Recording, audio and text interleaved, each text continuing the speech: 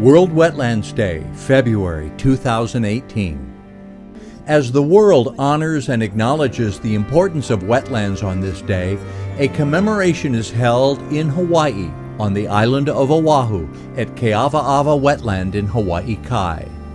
This is a celebration of a successful effort to save and rejuvenate this special place.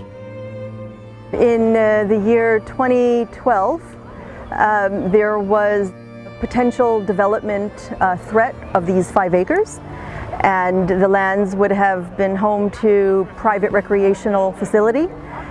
We had learned from our Hawaiian community that there was a heiau, and we had also learned from some other residents that there were supposedly endangered birds, the alaiula. But one would never know that because these lands were covered very thick with kiavi, halikoa, all kinds of invasive shrubs and trees.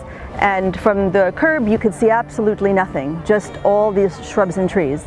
So no one really believed that there was a wetland with endangered bird, and they certainly didn't believe there was a heiau.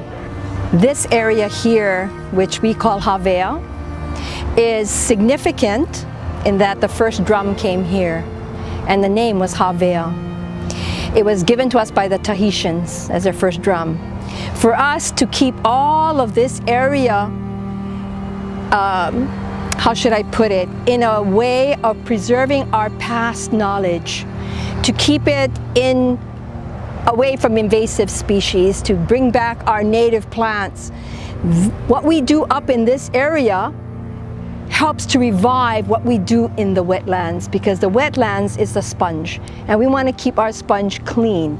So when we take care of all of this, what we call the mauka lands here, we are helping our wetlands here, and that is so significant for us.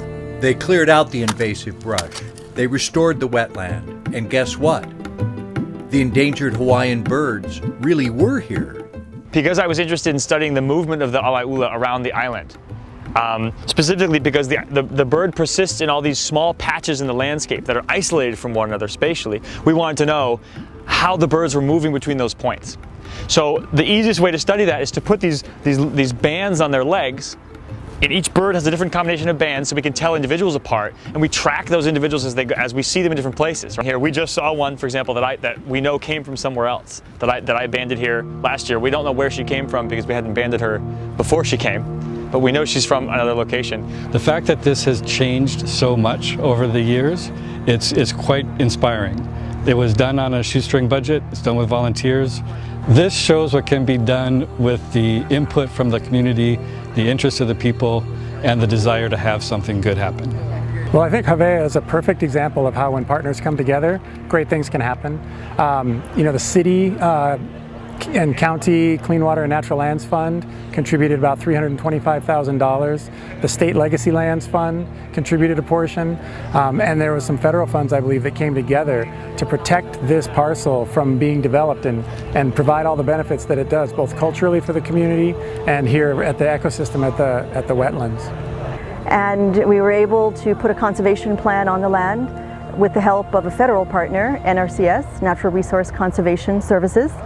And we were able to purchase the land through a partnership with the Trust for Public Land, the city, and the state.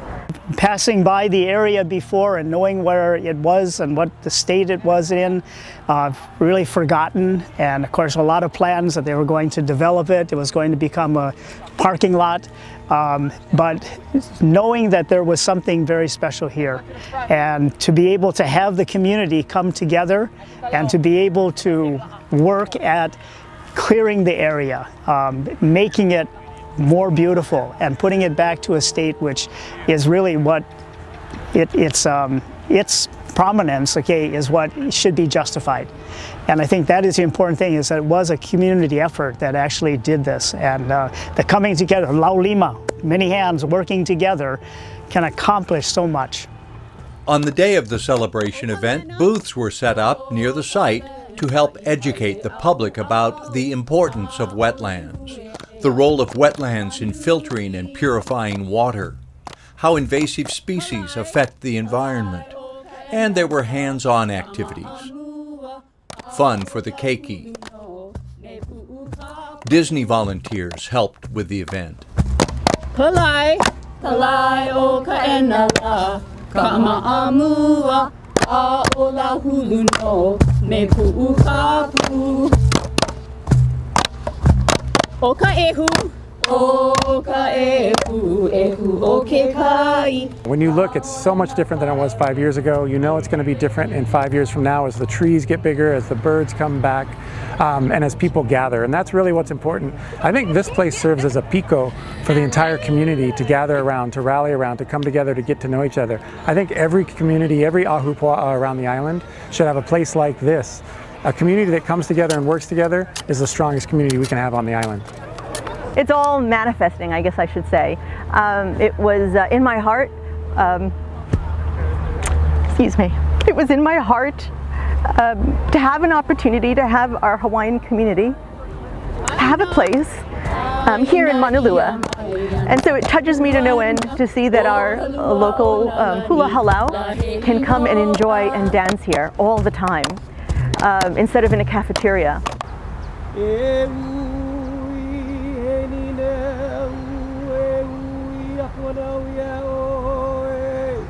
It touches my heart to know that Koko, a famed national tree who fell 2 years ago, was made into this beautiful kaniala'a drum and given back to us, and it was drummed here today. For me, many years ago, it were the trees that called me. And to be here and have kaniala'a, the drum made from Koko, the famed tree, with my beautiful Hawaiian community and everybody else here witnessing it and enjoying it, it's fantastic. We came here to drum and remember and to shout out to the kupuna, our ancestors, that we are still here. Ohale mano,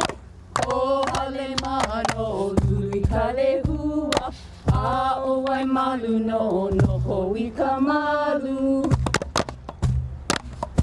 Haina, haina ia mai ana tapuana, o kalua o na lani, la he inoa. Haina, haina ia mai ana kapuana, o kalua o na lani, la he inoa. Hey no, lili o kalani.